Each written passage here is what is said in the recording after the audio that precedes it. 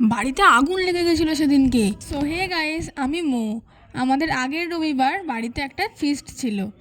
এটা আমাদের প্রতি বছরই হয়, ওই ভাইফোঁটার খাওয়া দাওয়া। সবাই নিজেদের নিজেদের দায়িত্ব ভাগাভাগি করে নিয়েছে কে কোনটা করবে।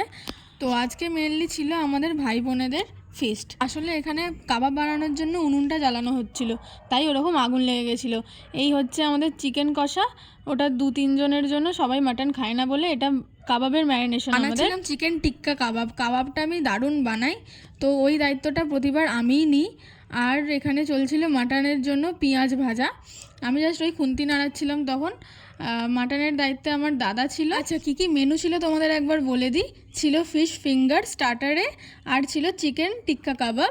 মেন কোর্সে ছিল হচ্ছে মাটন কষা, আর চিকেন কষাও ছিল যারা মাটন খাবে না তাদের জন্য, সাথে রুমালি রুটি আর তন্দুরি রুটি। যেটা মাটনের ম্যারিনেশনটা তোমাদের দেখাতে ভুলে গেছিলাম, বাট এই যে মাটন কষানো হচ্ছে তখন আমি একটা ভিডিও করেছিলাম। মাটনের আলটিমেট রেজাল্টটা কেমন এলো লুকস অ্যান্ড টেস্ট ওয়াইজ লাস্টে বলবো, দেখতে থাকো।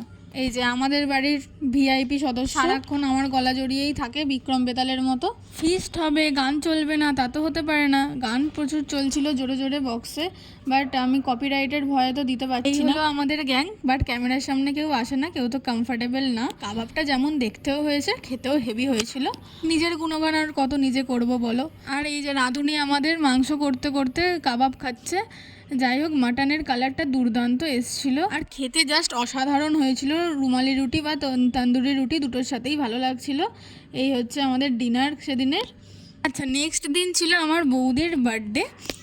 তো ভেবেছিলাম সবাই মিলে একটা সারপ্রাইজ দেবো বৌদিকে, একটা কেক কিনে এনেছিলাম আমি। তো সবাই মিলে কেক কেটে আজকের দিনটা শেষ করলাম। জয়েন্ট ফ্যামিলিতে থাকার এটাই মজা। তোমরা কে কে জয়েন্ট ফ্যামিলিতে থাকো আমাকে নিশ্চয়ই জানিও। টাটা।